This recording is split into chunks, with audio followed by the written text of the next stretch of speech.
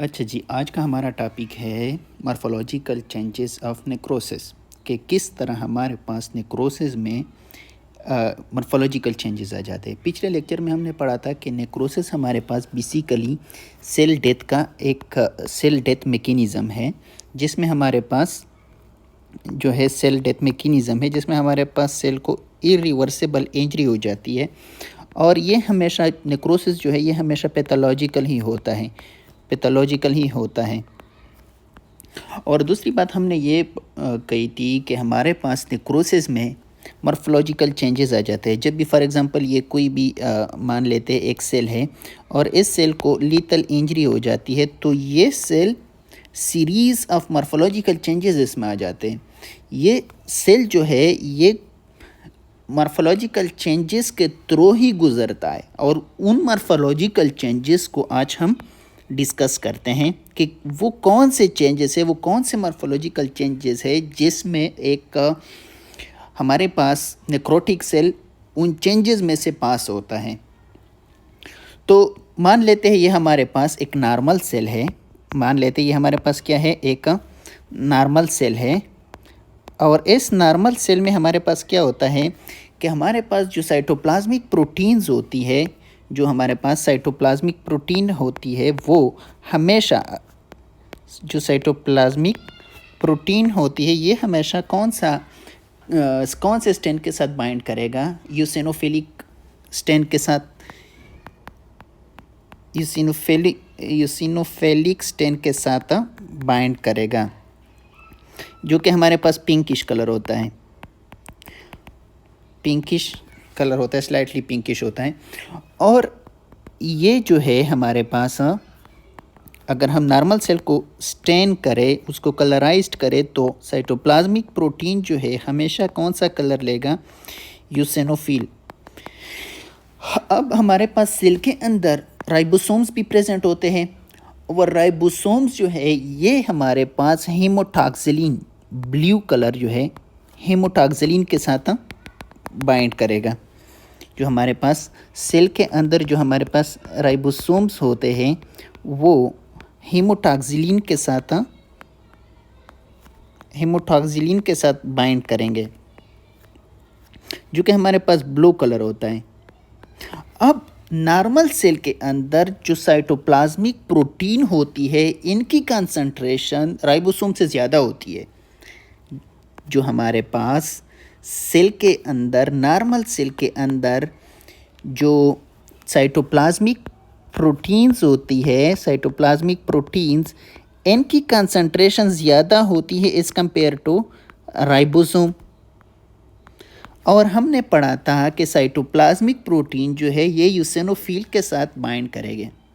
जो cytoplasmic protein है it will always bind with eosinophil which is the pinkish colour. But in this case cytoplasmic protein normal cell के अंदर ज़्यादा होंगे as compare to ribosome. So हमारे पास normal cell जो है it will be more eosinophilic as compare to and less basophilic. जो हमारे पास नॉर्मल सेल है इट विल बी मोर एसेनोफिलिक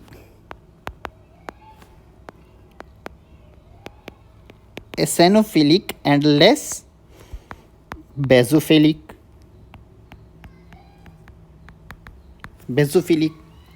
दूसरी बात यह कि हमारे पास नॉर्मल सेल के अंदर जो है ग्लाइकोजन ग्रेन्यूल्स भी प्रेजेंट होते हैं। क्या प्रेजेंट होते हैं? Glycogen granules. और बाद में फिर मैं बताता हूँ कि ग्लाइकोजन ग्रेन्यूल्स मैंने वहाँ पे क्यों मेंशन किया कि यहाँ पे ग्लाइकोजन ग्रेन्यूल्स भी होते हैं। अब मान लेते हैं कि इस सेल को हमारे पास इंजरी हो जाती है, एक्सट्रीम इंजरी या लीथल इंजरी हो जाती है, लीथल इंजरी हो जाती है। अब जब इंजरी हो जाए हमारे पास, लेट सपोज इस सेल को इंजरी हो गई और ये सेल जो है मैंने यहाँ पे प्लेस किया। अब मैं बताता हूँ कि कौन से चेंजेस जो साइटोप्लाज्म के अंदर आते हैं। अच्छा, पहली बात यह कि हमारे पास जो साइटोप्लाज्मिक प्रोटीन होती है नॉर्मली जो हमारे पास साइटोप्लाज्मिक प्रोटीन होती है वो कौन से स्टेट में होता है। नॉर्मली जो हमारे पास साइटोप्लाज्मिक प्रोटीन होती है साइटोप्लाज्मिक प्रोटीन ये हमारे पास टाइटली पैक्ड होते हैं, ये हमारे पास टाइटली पैक्ड होते हैं।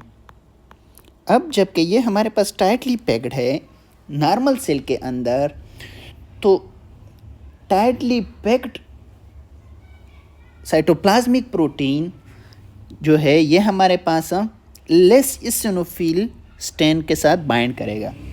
लेस इसिनोफिल, लेस इसिनोफिल,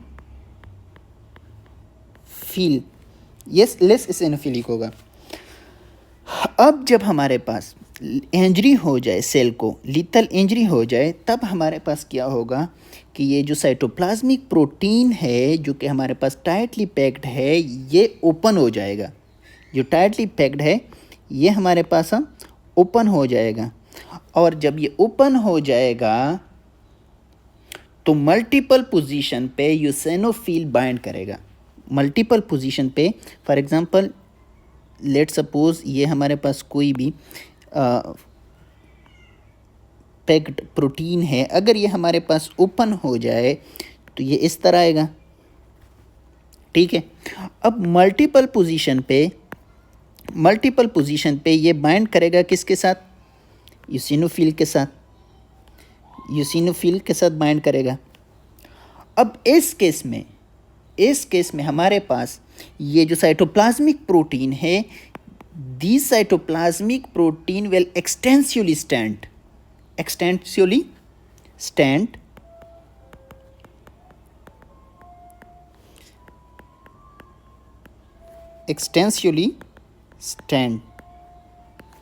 सही है। और इस वजह से हमारे पास जो नेक्रोटिक सेल्स होते हैं, it will appears more reddish.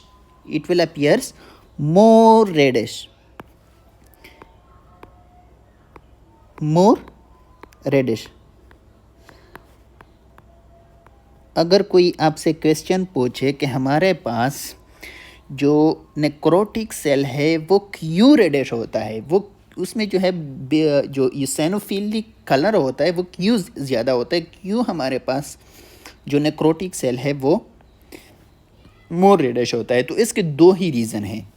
Number एक, वो रीज़न कौन कौन से हैं ऑलरेडी मैंने बताया है कि फर्स्ट रीज़न हमारा ये है कि जो प्रोटीन फर्स्ट ऑफ ऑल हमारे पास नॉर्मल सेल के अंदर टाइटली पैक्ड थे। अब जो उनके सेल को लीथल इंजरी हो गई तो प्रोटीन की डिनेचरेशन की वजह से प्रोटीन ओपन हो गए और एक्सटेंसिवली स्टैंड हो गए विद यूसिनोफिलिक कलर, और यूसिनोफिलिक हमारे पास पिंकिश या रेड कलर है। तो इस वजह से हमारे पास नेक्रोटिक सेल जो है वो मोर रेडिश है। दूसरी बात ये कि हमारे पास सेल के अंदर जो राइबोसोम्स होते हैं, सेल के अंदर जो कि राइबोसोम्स होते हैं, ये जो कि ब्लू कलर के साथ बाइंड करते हैं राइबोसोम, ये हमारे पास ग्रेजुअली डिसइंटीग्रेट होते हैं। राइबोसोम जो है, राइबोसोम्स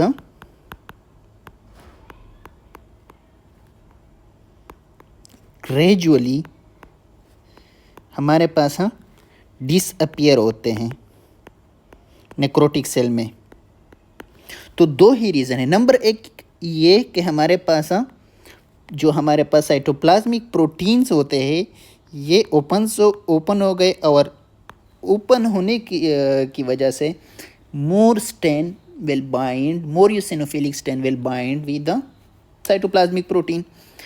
और दूसरी बात ये कि हमारे पास जो राइबोसोम है जो हमारे पास हेमोटॉक्सिलिन या ब्लू स्टेन के साथ ये बाइंड करते हैं, वो ग्रेजुअली डिसइंटीग्रेट या डिसअपियर हो जाते हैं। इस वजह से हमारे पास नेक्रोटिक सेल जो है ये हमारे पास रेड अपीयर होता है। दूसरी बात ये कि हमारे सेल के अंदर यहाँ पे जो है ग्लाइकोजन ग्रेन्यूल्स होते हैं,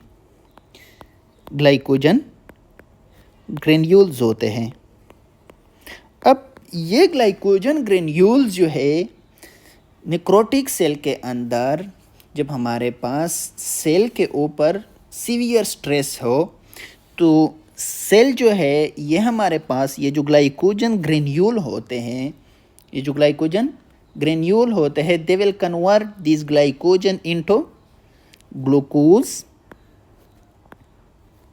they will convert these glucose into pyruvic acid,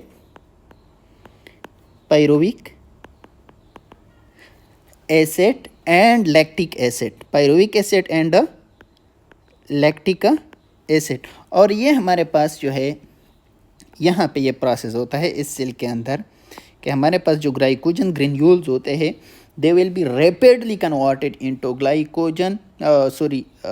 glucose, and then this glucose will convert into pyruvic acid and lactic acid। और दूसरी बात ये कि ये हमारे पास एनर्जी इफ़िशिएंट नहीं है, सही है। लैक्टिक एसिड हमारे पास बहुत कम एनर्जी देता है, सही है। और सेल जो है ये जो हमारे पास ग्लाइकोजन ग्रेन्यूल होता है ये हमारे पास with the passage of time ये भी हमारे पास क्या होता है, डिसअपियर हो जाते हैं, ठीक है। और दूसरी बात ये कि हमारे पास सेल के अंदर जो हमारे पास सेलुलर ऑर्गेनेलीज होते हैं, जो हमारे पास सेलुलर ऑर्गेनेलीज होते हैं, तो सेल के अंदर जो हमारे पास सेलुलर ऑर्गेनेलीज होते हैं वो with the passage of time this cellular organelles will disintegrate, ये भी हमारे पास रिमूव हो जाते हैं। फॉर एग्जांपल यहाँ से कोई ऑर्गेनेलीज रिमूव हो गया, यहाँ पे हमारे पास क्या होता है, फ्री स्पेस बन जाता है, यहाँ पे भी फ्री स्पेस बन जाता है, यहाँ पे भी फ्री स्पेस बन जाता है, यहाँ पे भी फ्री स्पेस बन जाता है। अब इस फ्री स्पेस को हम क्या कहते हैं, मोथ ईटन अपीयरेंस। क्या कहते हैं, moth eaten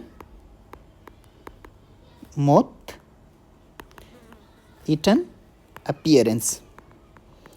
moth eaten appearance का क्या मतलब है, मोथ ईटन अपीयरेंस का मतलब ये है कि जब नॉर्मल सेल के अंदर, नॉर्मल सेल में जब हमारे पास नेक्रोसिस हो जाता है या नॉर्मल सेल को जब लीथल इंजरी हो जाती है, तो with the passage of time जो हमारे पास साइटोप्लाज्मिक ऑर्गेनेलीज होते हैं वो डिसइंटीग्रेट हो जाते हैं, वो डिसअपियर हो जाते हैं, और पीछे जो हमारे पास फ्री स्पेस होता है वो रह जाता है। उस फ्री स्पेस को हम क्या कहते हैं, मोथ ईटन अपीयरेंस। अच्छा, वंस अगेन हमारे पास नेक्रोटिक सेल में कौन कौन से चेंजेस आ गए। Number first, more eosinophilic. Number two, glassy appearance. Glassy appearance किस की वजह से होता है, क्योंकि यहाँ पे जो ग्लाइकोजन ग्रेन्यूल्स होता है वो डिसअपियर हो जाते हैं, जल्दी जल्दी ये कन्वर्ट होते हैं हमारे पास ग्लूकोज के अंदर, और ग्लूकोज फर्दर कन्वर्ट होते हैं पायरुविक एसिड और लैक्टिक एसिड के अंदर, सही है। तो ग्लाइकोजन ग्रेन्यूल्स के न होने की वजह से जो हमारे पास नेक्रोटिक सेल है it will show glassy appearance, glassy appearance. दूसरी बात यह है कि हमारे पास जो है मोथ यूसेनोफिलिया, इंक्रीज यूसेनोफिलिया, ये हमारे पास चेंजेस आते हैं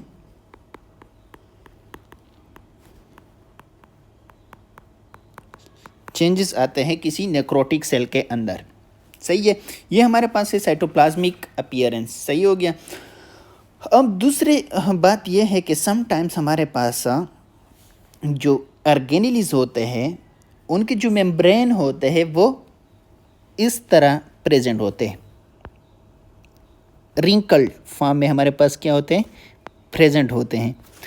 इसको हम क्या कहते हैं, इसको हम या तो इसको मैक्रोफेजेस लेते हैं, और या फिर हमारे पास जो है माइलिन फिगर, इसको बेसिकली हम कहते हैं, क्या कहते हैं, माइलिन फिगर्स।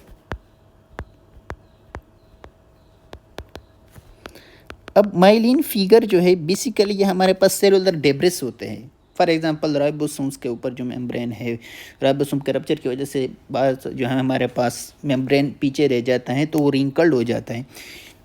तो ये जो हमारे पास माइलिन फिगर है ये हमारे पास it will eaten by the macrophages, ये हमारे पास मैक्रोफेज जो है फेगोसाइटोज कर देता है।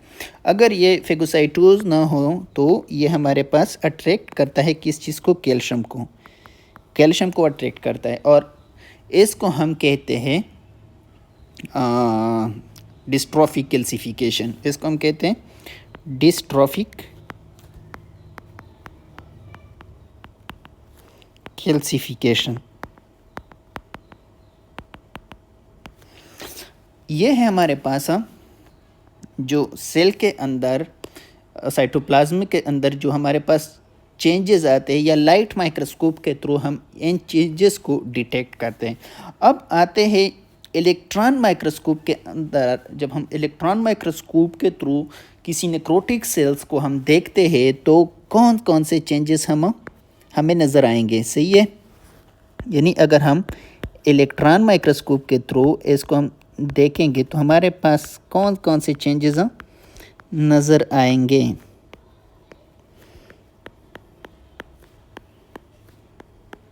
Electron microscope changes, first of all हमारे पास ये है कि हमारे पास जो प्लाज्मा मेम्ब्रेन है, उसमें डिसकंटिन्यूटी आपको नज़र आएगी। जो प्लाज्मा मेम्ब्रेन है, प्लाज्मा मेम्ब्रेन के अंदर हमारे पास डिसकंटिन्यूटी नज़र आएगी। डिसकंटिन्यूटी, या आप यूँ समझ लो कि प्लाज्मा मेम्ब्रेन के अंदर आप मल्टीपल पॉइंट पे डिसरप्शन देखेंगे। डिसरप्ट या रप्चर भी बोल सकते हैं। रप्चर यानी plasma membrane at various points get ruptured. या सिर्फ प्लाज्मा मेम्ब्रेन ही नहीं बल्कि हमारे पास जो ऑर्गेनेलिस मेम्ब्रेन है वो भी रप्चर नज़र आएंगे, सही है। अब दूसरी बात ये है कि हमारे पास यूँ समझ लो कि हमारे पास ये क्या है, ये नॉर्मल माइटोकॉन्ड्रिया है। ये हमारे पास क्या है, नॉर्मल माइटोकॉन्ड्रिया है। अब नेक्रोटिक सेल में जो हमारे पास माइटोकॉन्ड्रिया होता है वो इस तरह अपीयर होगा, स्वेल अप माइटोकॉन्ड्रिया, सही है। माइटोकॉन्ड्रिया हमारे पास क्या होगा,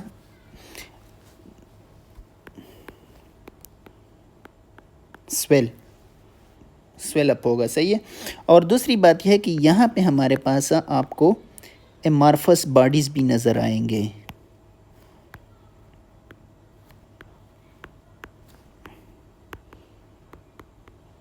एमार्फस बॉडीज, माइटोकॉन्ड्रिया के अंदर आपको एमार्फस बॉडीज भी नज़र आएंगे। और ये हमारे पास बेसिकली जो एमार्फस बॉडी है, it is the sign of severe injury.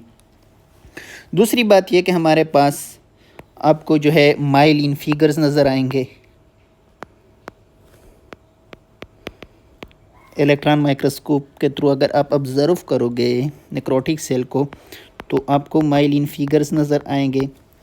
और इसके साथ साथ जो एमार्फस सॉलिड है, जो बेसिकली डीनेचर्ड प्रोटीन की वजह से जो है होती है, तो एमार्फस सॉलिड भी आपको नज़र आएंगे। It is basically due to denatured protein, ये आपको नज़र आएंगे, सही हो गया। अब न्यूक्लियस के अंदर कौन कौन से चेंजेस आएंगे। न्यूक्लियस भी हमारे पास जो है ये भी डिसअपियर होगा। न्यूक्लियस जो है वो भी हमारे पास डिसअपियर होगा। किस तरह डिसअपियर होगा, लेकिन एक बात याद रखो कि जो न्यूक्लियस का जो डिसअपियरेंस है वो डिफरेंट सेल में डिफरेंट होता है। यानी the disappearance of the nucleus in different cell is different.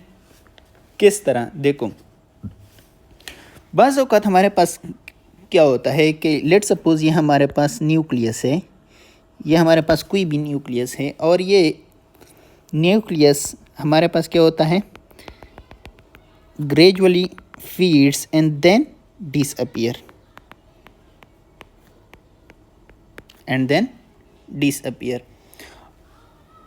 इस type of such type of disappearance is called as a karyolysis. इसको हम क्या बोलते हैं,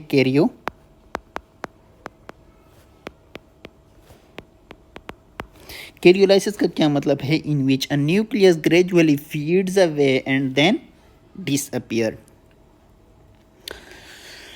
दूसरी जो है हमारे पास दूसरा पैटर्न कौन सा है? दूसरा पैटर्न यह है कि लेट सपोज ये हमारे पास कोई भी न्यूक्लियस है और ये न्यूक्लियस जो है पहले हमारे पास इसके अंदर क्या आएगा?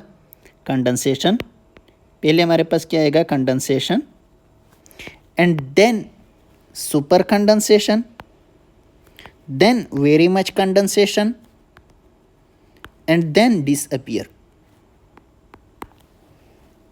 यानी सेल के न्यूक्लियस के अंदर कंडेंसेशन की वजह से जब न्यूक्लियस हमारे पास डिसअपियर्ड हो जाए तो उसको हम क्या कहते हैं? पिक्नोसिस। इसको हम क्या कहते हैं? पिक्नोसिस।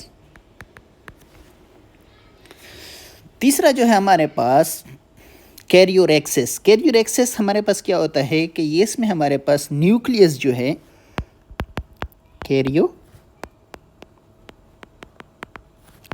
इसमें हमारे पास क्या होता है कि ये है हमारे पास लेट्स सपोज न्यूक्लियस। अब ये न्यूक्लियस के अंदर फर्स्ट ऑफ ऑल हमारे पास क्या आता है? Condensation and then this nucleus undergo fragmentation and then disappeared. Such type of disappearance of the nucleus is called as कैरियोरेक्सिस, जिसमें हमारे पास फर्स्ट ऑफ ऑल कंडेंसेशन आ जाती है एंड देन न्यूक्लियस के अंदर फ्रेगमेंटेशन हो जाती है एंड देन न्यूक्लियस जो है डिसअपियर्ड हो जाती है। Such type of nucleus disappearance is called as karyorrhexis. तो ये था आज का हमारा टॉपिक। नेक्स्ट लेक्चर में हम पढ़ेंगे कि हमारे पास डिफरेंट टाइप्स ऑफ नेक्रोसिस होते हैं। फॉर एग्जांपल कोगुलेटिव नेक्रोसिस है, लिक्विफेक्टिव नेक्रोसिस है एंड सो ऑन। तो नेक्स्ट लेक्चर में हम टाइप्स ऑफ नेक्रोसिस को डिस्कस करेंगे।